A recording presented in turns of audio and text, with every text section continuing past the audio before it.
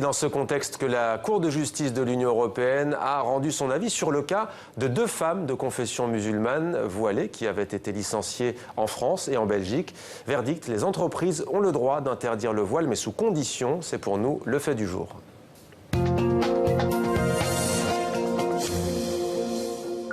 Et le sujet est sensible dans de nombreux pays européens, à commencer par la France. On reçoit ce soir Esther Benbassa. Bonsoir, merci d'être avec nous. Vous êtes sénatrice française. C'est une question que vous suivez de près. On vous avait reçu il y a quelques mois lorsque vous aviez déclaré que le port de la mini-jupe était aussi une sorte d'aliénation, de la même manière que le voile. On s'en souvient, ça avait fait polémique.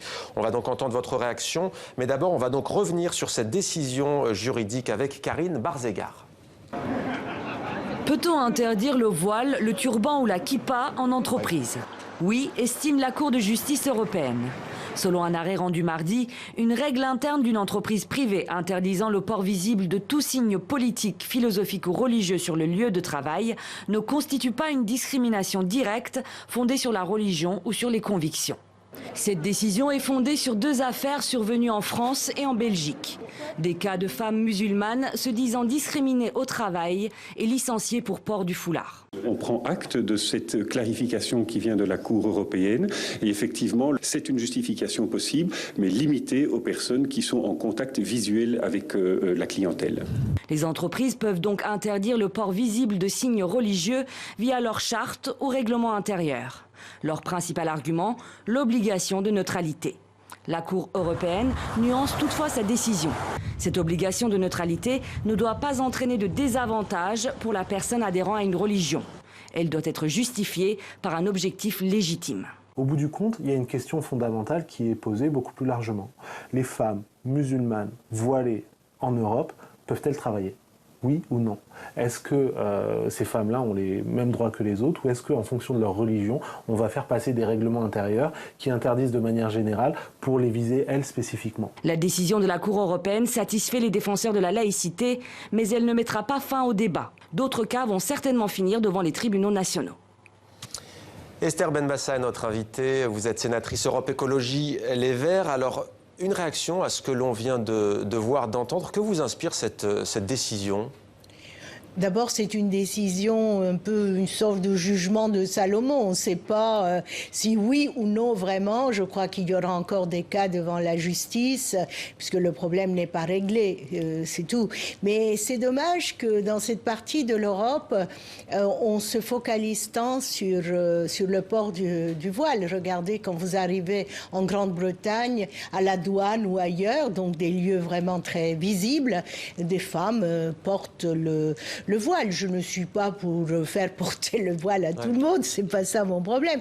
Mais il y a quand même une focalisation. Comment vous l'expliquez d'ailleurs, cette focalisation qui dure depuis des années, qui n'est pas née des attentats? On aurait pu faire un lien, mais c'est pas le cas. Ça fait des années que ça dure, notamment en France. Comment vous l'expliquez? Nous avons, autour de la laïcité, nous avons une sorte disons, de cristallisation. La laïcité raisonnable devrait permettre la négociation autour des signes distinctifs. Mais parfois, la laïcité, pour certains, devient une sorte de religion, une nouvelle religion, et on ne peut combattre. Aujourd'hui, il n'y a plus les sœurs qui portaient une sorte de voile. On a que les musulmans et surtout les femmes. Vous savez, c'est aussi un problème de femmes parce que on se focalise moins sur la kippa, par exemple. Je précise d'ailleurs que vous êtes universitaire, historienne, Esther Benbassa, spécialiste de l'histoire du judaïsme et de l'histoire des minorités. Justement, vous dites on ne focalise pas sur la kippa. Est-ce que c'est important à vos yeux que cette Cour de justice dise qu'il ne faut pas faire de focalisation sur l'islam et que cela doit concerner toutes les religions? Ça vous rassure? Ça me rassure davantage et je pense que les personnes qui portent le voile, les chefs d'entreprise qui ont des personnes qui portent le voile pourraient négocier. Mais c'est toujours pas clair, donc il y aura encore des procédures. Et c'est dommage parce que aujourd'hui, être musulman en France est devenu très difficile parce que on reproche aux musulmans chaque fois qu'il y a un attentat comme si tous ils étaient des terroristes, qu'il y a des femmes qui portent le voile. oui, quand c'est forcé, qu'on porte le voile parce qu'on est forcé par la famille, l'entourage, etc., je suis contre, ça va de soi. Mais en faire une affaire de ce genre, me laisse un petit peu perplexe, mais voilà, c'est l'air du temps. Esther Benbassa, on va maintenant parler avec vous d'un sujet qui met en ébullition une partie de l'Europe. Il y a de grosses tensions et ça ne s'arrange pas aujourd'hui avec, encore une fois, des déclarations de part et d'autre. Une région en Allemagne qui déclare qu'il est hors de question que des responsables turcs viennent faire campagne sur le sol allemand. Vous êtes né en Turquie. Comment vivez-vous ce bras de fer, cette crise diplomatique entre la Turquie et l'Allemagne et entre la Turquie et les Pays-Bas? Campagne électorale, on le précise, de certains responsables turcs en Europe, s'agissant du référendum à venir sur la Constitution et la modification de la Constitution. Qu'est-ce que ça vous inspire? Et qui donnerait les pleins pouvoirs au président. Erdogan. Ce n'est pas un hyper-président à l'américaine. C'est plus. Ça veut dire qu'il n'y a pas les barrages du Parlement. Il va régner par décret. Régner, j'utilise exprès ce mot, parce que cette hyper-présidence n'annonce rien de positif. Donc l'Allemagne a raison, selon vous, et les Pays-Bas ont raison de l'interdire? Je ne sais pas si l'Allemagne a raison. Il y a la Suisse, l'Allemagne, les Pays-Bas, la Suède, l'Autriche, qui ont annulé ou interdit ces meetings. D'abord, la Constitution turque n'autorise pas la propagande électorale à l'extérieur du pays. Et c'est un article, l'article 94, qui a été ajouté à la Constitution par M. Erdogan lui-même en 2008.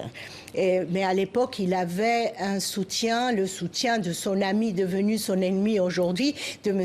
Gülen, n'est-ce pas? Aujourd'hui, on arrête des milliers et des milliers de personnes. Depuis le coup d'État, pour avoir, parce qu'ils sont soupçonnés ou pour avoir été des soutiens de Gülen. Bon, s'il n'y avait pas la répression à laquelle on assiste aujourd'hui, à l'autoritarisme qui ne fait que monter, à la radicalité de l'islam que M. Erdogan prône, on serait dit, bon, on peut faire des meetings, mais à condition qu'il y ait aussi la voix de l'opposition. Aujourd'hui, ceux qui disent que la France a respecté la liberté d'expression en laissant organiser ce meeting à Metz, je dis que ce n'est pas la liberté d'expression. Monsieur Erdogan ne respecte pas la liberté d'expression. Aujourd'hui, des intellectuels, des journalistes, des écrivains et des fonctionnaires, des instituteurs sont par milliers renvoyés de leur travail ou jugés. On ne peut pas fermer les yeux. Moi, j'ai été en Turquie avec Madame Duflo et Monsieur Sergio Coronado en décembre pour aller à l'Assemblée turque voir les opposants et aussi rencontrer des journalistes, des LGBT, etc.